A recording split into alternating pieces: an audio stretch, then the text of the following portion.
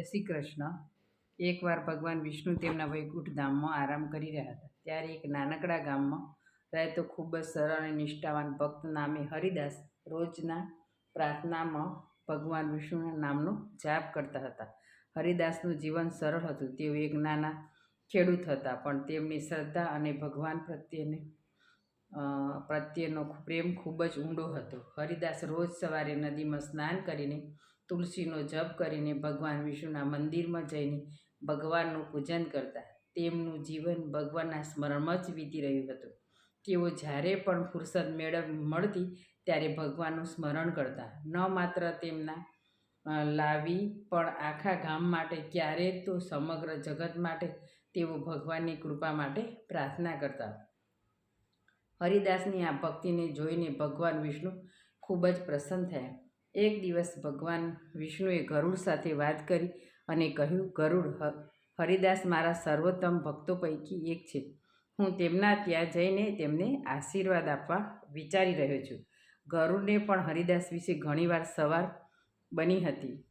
તેમણે પણ ભગવાન વિષ્ણુ સાથે જવાનું મન થયું। ત્યારે ભગવાન વિષ્ણુ હરિદાસે ગામે પહોંચ્યા ત્યારે તેમણે પોતાને એક સામાન્ય માનવીની જેમ વેશ ધારી લીધો। તેઓ ગામમાં હળીમળી અંદાજમાં ફરે છે, લોકોને મળે છે, પણ કોઈ તેમને ઓળખી શક્યું નહીં। તે હરિદાસના ઘર સામે ગયા અને દરવાજો ખખડાવ્યો। હરિદાસ ત્યારે તેમના રાત્રિના પૂજન માટે તુલસીની માળા બનાવી રહ્યા હતા। તેઓ દરવાજો ખોલવા ગયા અને તેમણે એક વિષ્ણુનું સ્વરૂપ ધરાવતું માનવી દીઠું। હરિદાસને તરત જ અંદાજ આવી ગયો કે આ કોઈ સામાન્ય માનવી નથી, પણ પોતાના આરાધ્ય ભગવાન વિષ્ણુ તેમને આંગણે પધાર્યા છે। હરિદાસ ભક્તિ અને આનંદમાં આંસુઓથી સાથે ભગવાન વિષ્ણુના પગમાં નમી ગયા। પ્રભુ, તમે મારા જેવા માટે ભક્તના ઘરે કેમ આવ્યા છો?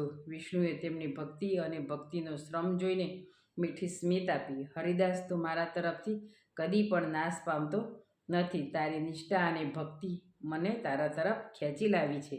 હરિદાસે વિષ્ણુને પોતાના ઘરમાં આવકાર આપ્યો, તેમનું પૂજન કર્યું અને તેના પછી વિષ્ણુ હરિદાસ સાથે કેટલો સમય રહેવા લાગ્યા ને અહીં એક સામાન્ય માણસની જેમ હરિદાસ સાથે જેમ તેમ જમતા, વાતો કરતા અને ભગવાનની સાથેનો આ સમય હરિદાસ માટે સૌથી મોટો આશીર્વાદ હતો।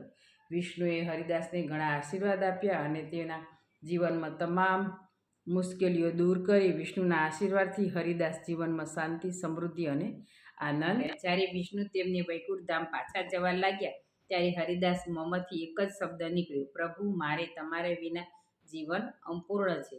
વિષ્ણુએ તેને શાંત કરે છે, હરિદાસ, હું હંમેશા તારા હૃદયમાં રહું છું।